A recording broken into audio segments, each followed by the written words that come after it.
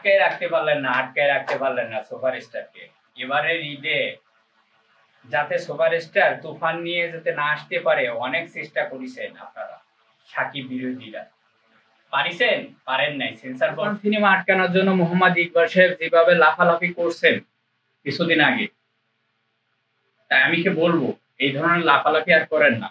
Sensor বোর্ডের থেকে পাশ হয়ে বেরিয়ে গেছে, জানেন, রাখতে পারলেন না। অনেক চেষ্টা করছেন তুফান সিনেমাটাই এবারের কুরবানির ঈদে যাতে না আসে, সেটা বহুত চেষ্টা করেছেন। পারিছেন?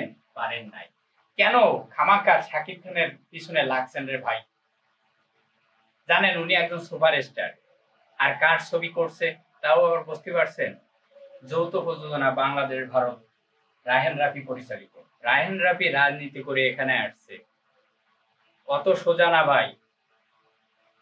আপনারা যে সাকিবের বিরুদ্ধে লাগছেন, মোহাম্মদ ইকবাল সাহেব, আশাদ আনন্দ ভাই, আদার্স অন্য কেন রে ভাই? লেগে লাভ হবে না।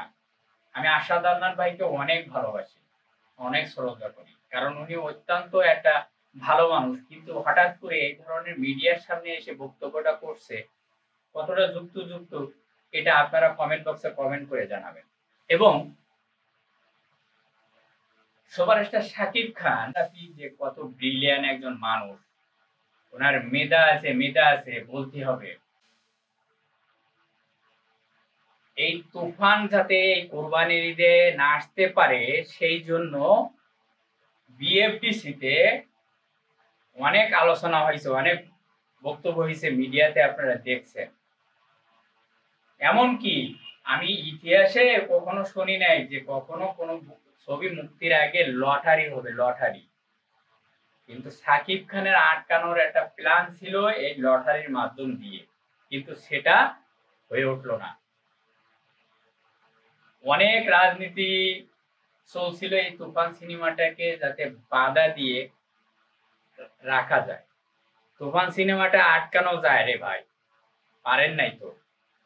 এবারের ঈদে 1000 ভোল্টেজ নিয়ে বাংলাদেশে রাজত্ব করবে সুপারস্টার শাকিব খান। তুফান সিনেমাটি ভাই, তুফান সিনেমাটি ওয়ার্ল্ড ওয়াইড হিট করবে ভাই। উড়াধুরা গান যে পরিমাণ হিট করছে রে ভাই, হিট করছে ওয়ার্ল্ড ওয়াইড। আপনাদের টনক নড়ি নাই, দেখেন নাই আপনারা মিডিয়াতে। এই যে হিংসা বন্ধ করেন, ভালো হন, মানুষকে সমালোচনা করেন, ভালো সমালোচনা। খারাপ দিকটাকে বাদ দিয়ে ভালো সমালোচনা করতে শিখো, জানেন। আপনারা এগিয়ে যাবেন, চলচ্চিত্র এগিয়ে যাবে। আপনারা কাদা ছড়াছড়ি করেন। এবার ঈদে তুফান সিনেমাতে নিয়ে আসবেন সুপারস্টার শাকিব খান, বাংলাদেশের রায়হান রাফি পরিচালিত যৌথ প্রযোজনায়। আপনারা দেখবেন ঈদের দিন থেকে শুরু হবে। আর মাত্র কয়েকটা দিন অপেক্ষা করুন, সাকিবের মনের আশাটা পূর্ণ হবে ইনশাআল্লাহ। আমার এই ভিডিওটির দিকে আপনাদের মন্তব্যটা কমেন্ট বক্সে কমেন্ট করে জানাবেন এবং বেশি করে শেয়ার করে দেবেন, অন্যরা দেখতে পারে। ভালো থাকবেন, সুস্থ থাকবেন। আল্লাহ হাফেজ।